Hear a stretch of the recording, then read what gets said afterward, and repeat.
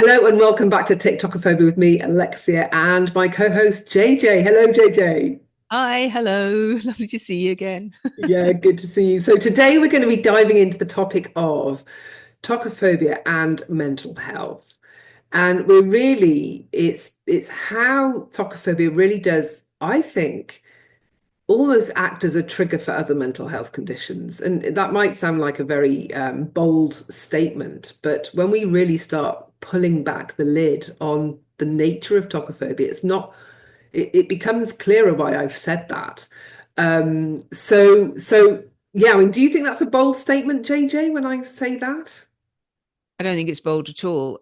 When I look back at my life, now let's remember, I think I was 67 when I even heard the word tocophobia, and then realized that that's what I've been suffering from all my life. And since then, I've looked back over my life and I can absolutely see where it has impacted my mental health. Yeah, I don't think it's a bold statement at all. And we can talk about all the different areas that it might have impacted. Yeah. And the reason why I've said it was a bold statement is because when I discovered that I had tocophobia, which was even after I'd had a baby, because I didn't know it had a name, I didn't know it was a thing. Leading up to that, had perpetual anxiety. Then when I lost my mother very suddenly to cancer, then that sent me into spirals of depression and then tough grief. But it was all sitting on this foundation of really shaky mental health, which, yeah, I grew up in a divorced household, so maybe it was that. The lots of possible reasons why I was wrestling with shaky mental health. But really, when we start to better understand tocophobia, we realize that's been there from the beginning. At least it was for me. So that was the basis on which everything else was built. So now it becomes clearer why tocophobia is almost like this feeding condition that feeds anxiety, that feeds depression, that feeds OCD, that feeds these other anxiety disorders. Because I think it's the mother of all anxiety disorders. I mean, that's not a bold statement either. What are your thoughts, JJ? I completely agree with you. And, when I look back on my life and how I have had bouts of depression, anxiety. In fact, I do talk about how I don't think that I got over this gnawing, ever present anxiety until I found out that I'd had tocophobia for all those years. And I kind of got over that and realized that I could name what it was and deal with it. Yeah. No, just this gnawing feeling in my solar plexus that never went away, never felt completely safe all my life. Yeah. And that's extraordinary, isn't it? I mean, when you think about it. But of course, to me, living my life, growing up, it was just normal and nobody had any words for it. So you just get on with it. Yeah. And I know that, like, with the clients that I see, that it's really interesting how I've got, like, there are certain clients that where they come to me and they have tocophobia, and it's like they have that they're generally in a good place. They might appear to be confident on the outside, Yeah. outgoing, have a good life, they're happy at work, they've got a husband, it's all things are looking really great. And then they've got this really weird thing, this tocophobia that just makes no sense. It's like, what the hell am I doing with this? Where's this come from? Why can I not be around kids? Why am I not interested in having baby? Like, what is that about? They have no idea. And then I have another group of clients and they've got all the mental health struggles. They've got severe anxiety. They're probably on medication. They might have bouts of depression or spend all their time being very, very depressed. They might have OCD. They might have all these other things going on. And then they have tocophobia. And so it's a real, like, cacophony of mental health struggles, of which, when we start digging into it, tocophobia is, I would say, the root. And what's really interesting is that when we start working on that, is that when they come to me for support with their tocophobia. Now, they might also be having therapy with other therapists while we're doing that. So my main focus is always the tocophobia. But there have been so many situations where we've healed the tocophobia and then the OCD and the severe anxiety just fall away. Yeah. Now, we weren't even working on that. We were working on the tocophobia. So what does that tell you about which is the apex predator in that situation? Like, there's Yeah. one that's ruling the show. And for me, I'm going to say that's the tocophobia. Well, judging from my own life experience, I would agree with you. I would absolutely agree with you. And just to recap, born with the cord around my neck, blue baby in what was described to me as an oxygen tent. I don't think, do people talk about oxygen tents now? I don't think they do. But anyway, for 2 weeks. And so you can imagine the terror of being born. And then, of course, I don't remember that. But all through my childhood, I had anxieties, I had, issues, and it followed me into adulthood as well. Yeah. And for me, I actually didn't think about this until this morning, but it was when I understood tokophobia and dealt with that little knot in my solar plexus finally disappeared. Because I'd kind of got over a lot of it, but there was still that thing inside me. So I absolutely agree that probably is the root of it all. And so many things coming off the back of that we can talk about today and in subsequent episodes of this podcast, because there's so much. No, there is so much to talk about here. And I think that one of the fears that I talk about, that I work with my clients a lot around this, the fear of pregnancy and birth, is one of the big fears they have when we focus our attention on the birth, at least, is a fear of death and dying. And that's no surprise, really, when you think that if you're born like you, where you were a blue baby, so there's this, like, you've kind of had a glimmer at that one already, and you're like, oh, that's no fun there. I don't want to go there again. Yeah. And so boom, there's your fear of death and dying immediately implanted. Now, for you, where you've got some knowledge around your birth experience, you can start maybe to tie that one, connect the dots, right? But when you haven't got that awareness around your own birth experience and how that may have been implanted and imprinted within you, that makes it really, really difficult to navigate because you don't know it's there. But what's quite interesting with some of the clients I've worked with, specifically around the fear of death and dying, is we immediately look to the opposite situation, which is a fundamental part of the healing modality I've created, head trash clearance. It involves opposites. So naturally, as part of looking at the fear of death and dying, we go to the opposite. So what is that? Well, let's explore that. It's a fear of being born. It's a fear of living or staying alive, however you want to express any of those opposites. And so here we have the fear of birth. Well, what a surprise. But we also have, and this has come up a lot, which is a bit I wanted to get to, is this fear of living. Because often when you have a fear of something, you also have a fear of its opposite, and you're kind of stuck in the middle, trying to navigate both ends. Fear of failure, fear of success. See that a lot in my business work.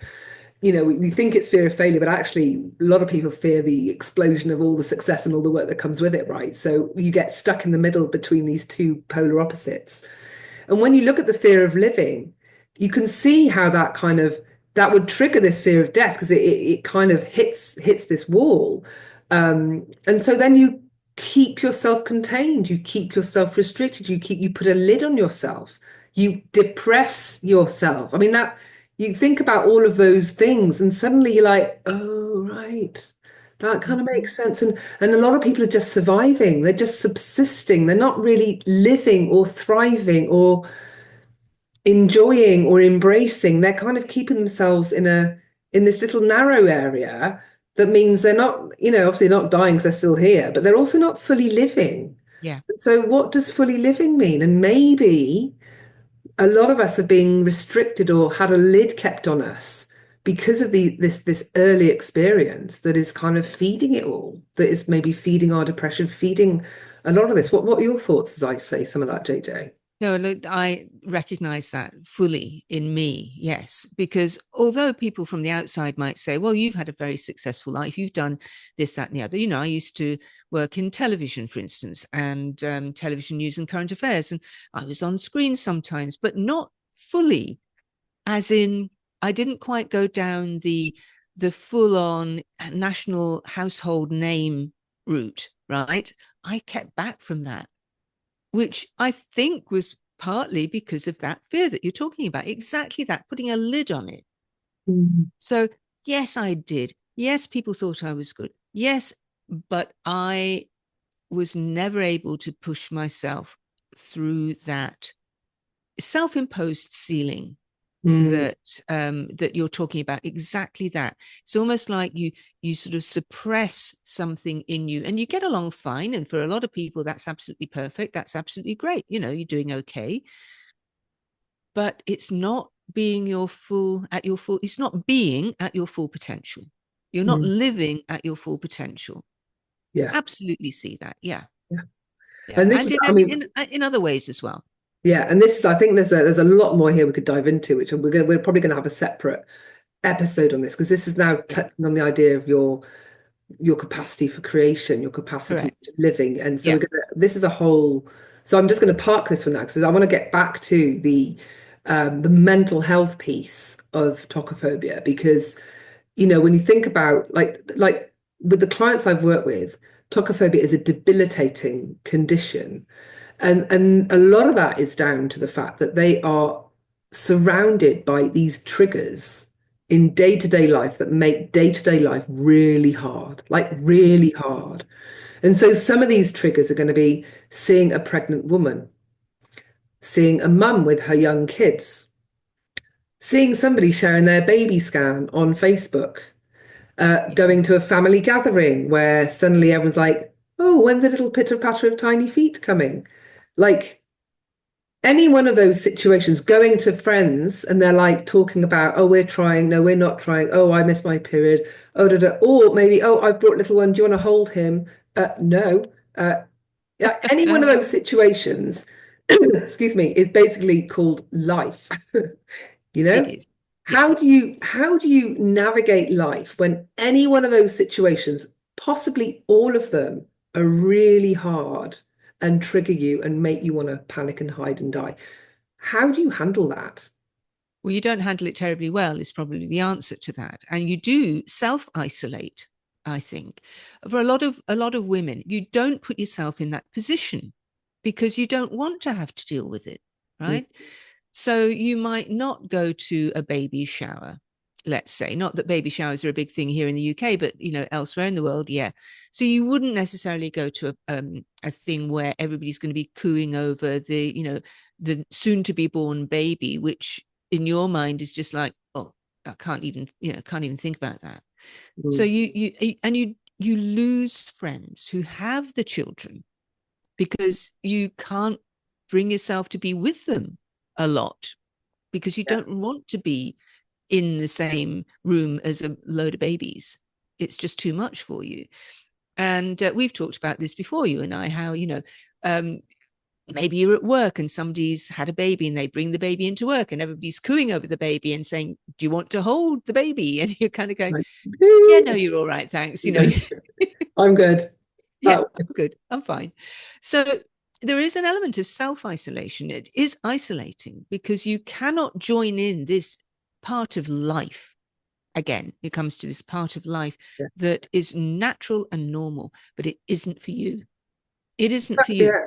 Well, as you say that, I lost a friend, and it's only now that you've mentioned it that I realise that that's what happened. Is that during my first pregnancy, my first trimester, it was all about me healing. No, my second trimester. First trimester was me panicking the fact that I was pregnant and trying to figure out what to do. Second trimester was healing, and I met up with her, or at least I told her about my pregnancy. I already had a bump, so I would have on the other side of my healing journey, and after that, she cut all contact with me, and I've never seen her since. And I think that's what was going on. She probably had it too. But at that time, I didn't know that there was a thing, and I didn't know I was spoken about what I'd just done because I didn't know that I had a thing that I just healed. So we couldn't even have that conversation about it. And that leads on to another piece of this, which is because you don't know what's going on, you can't talk about it. Like before we came on today, you were telling me about a story. Tell us about the story with your friend. Oh, yeah. So I was talking to a friend of mine who I've known for many, many years and about what we're doing with the podcast. And she thought it was a brilliant idea. And I was talking to her about it. And I said, because, you remember when I had the miscarriage and, I just had this real, absolute, just visceral, awful terror rise through my body. And I had no idea where it came from. And there was a silence on the other end of the phone. And she said, you never told me that. And I said, I'm sure I did. And she's, no, I don't remember you telling me that. I've no idea. No, no. And so I was saying, well, either she's blanked it out because it's not within her ken, she can't get to grips with that. Yeah. Or more likely, I hadn't actually told her because I didn't have at that time the words to describe what that was. And Yeah. it was just so out there, seeing the result of a pregnancy test and having this sheer abject terror rise through my entire body. It was like a tsunami or a hurricane going through my body. And then a few days later, I had a miscarriage. And then also, I was angry on one hand and sad, and I didn't know what I was doing, didn't know where I was after that.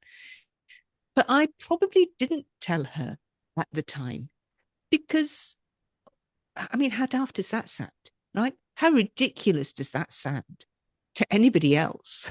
No, I know, but I think I'm the same. So when I also had the same thing that you had, terror at the pregnancy test.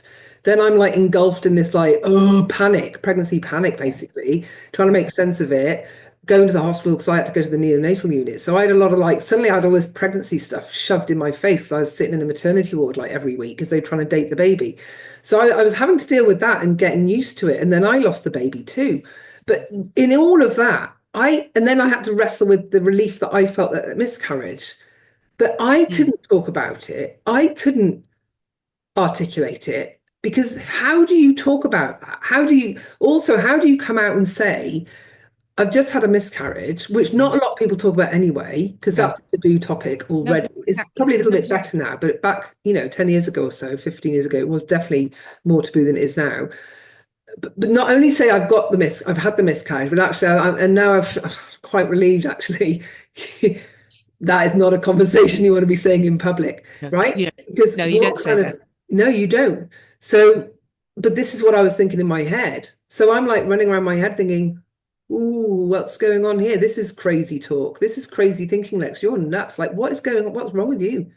You're broken, clearly. And so now I feel like I am definitely a broken soul. And who can I talk to? Because I don't really know what I'm feeling. All I know is the terror's now gone. I'm relieved. But what was that? What is that? Is that anxiety? Is that depression? What is that?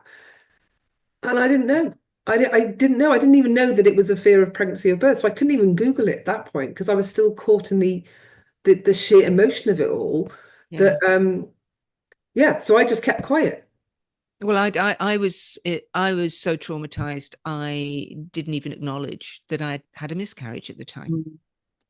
And it was only because I met up with somebody who said, "Are you okay? You look like death." Well, probably did, Yeah. probably absolutely right. And I said, "Oh no, I've just had a really bad period." She said, "No, you haven't. No, She said, "You've had a miscarriage, haven't you?" And because she actually said it, I had to acknowledge it. But I wasn't even acknowledging that to myself Mm. because it was just all too weird and strange and incomprehensible to me. Yeah. And that's, this is a grown this is a grown woman going through this, right? Not a child, a grown woman with Mm. lots of life experience. And I could not deal. It just was. It was alien. The whole thing was alien to me. It was a nightmare, and I just wanted to push it out of my, just completely get it out of my consciousness. Yeah. Yeah, Yeah.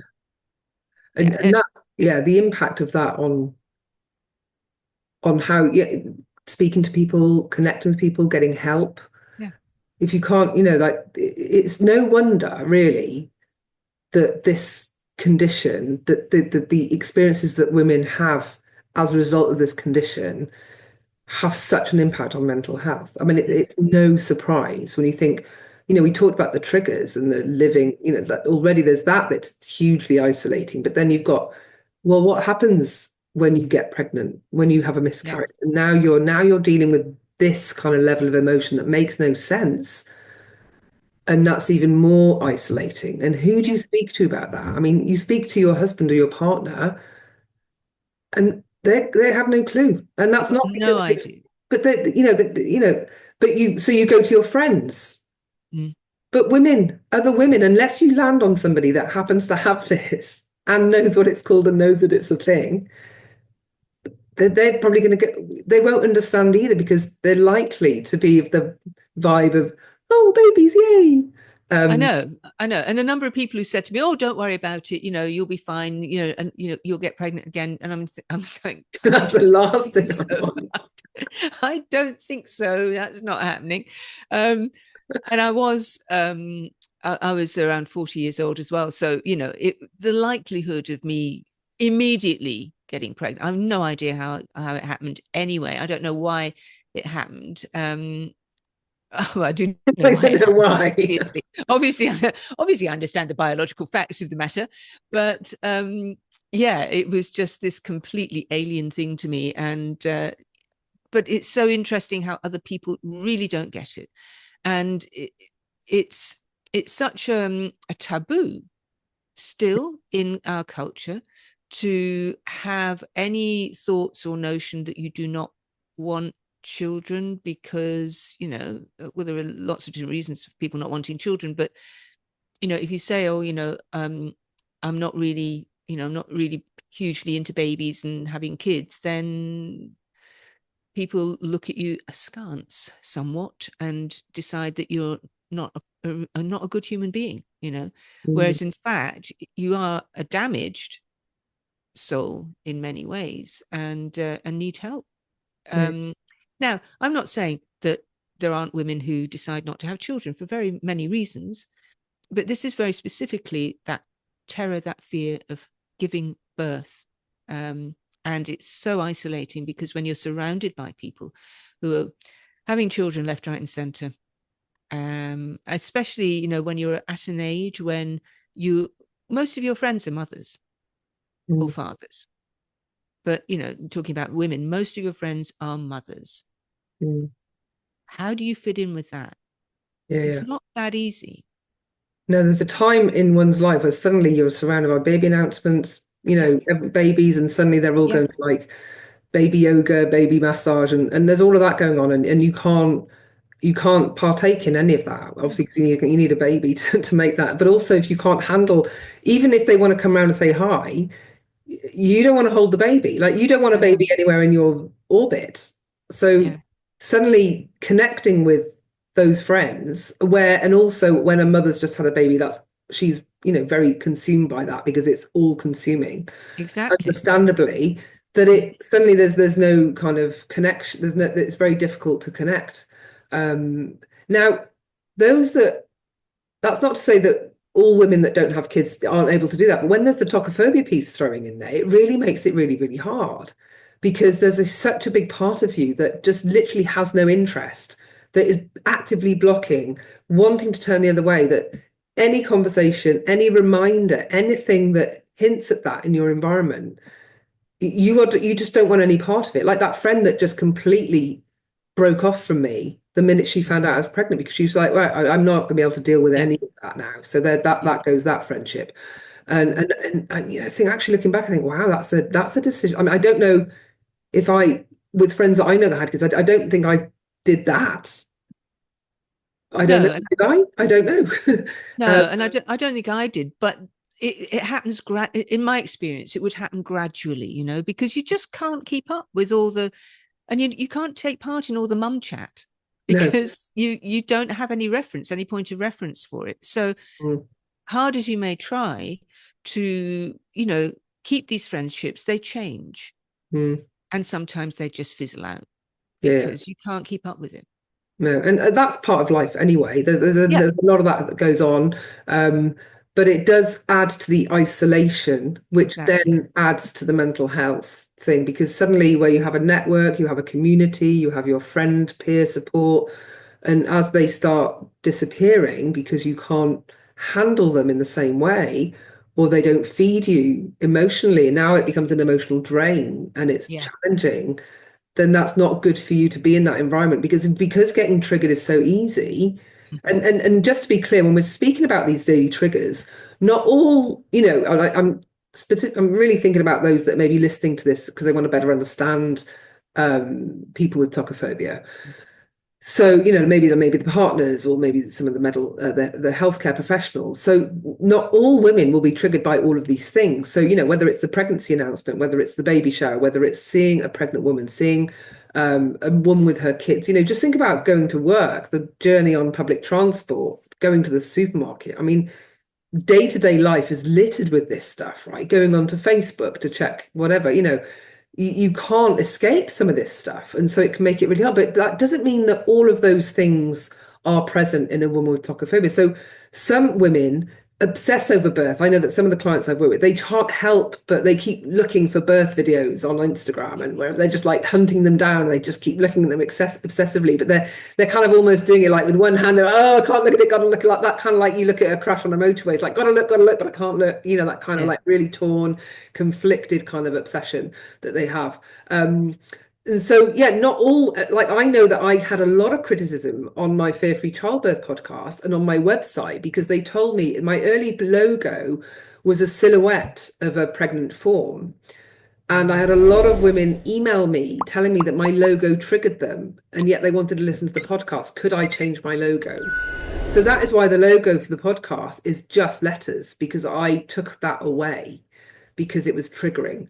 I couldn't see any, like I would be triggered by a pregnant lady stroking her bump. That's my sister-in-law when she was stroking her belly. I mean, I did literally, that made me want to heave. So seeing, and women are always stroking their bumps. If they're pregnant, I've been pregnant, sometimes you're just holding it because it's so heavy.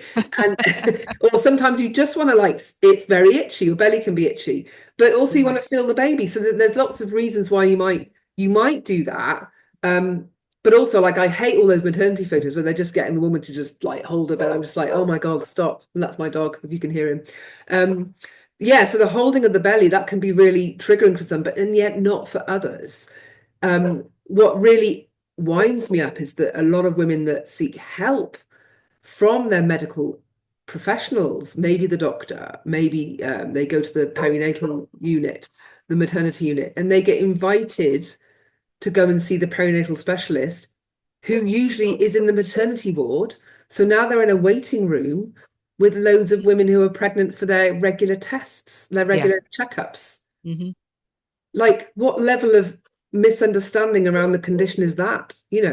That's unnecessary. So they don't go for the support because they don't want to sit in a waiting room full of pregnant women.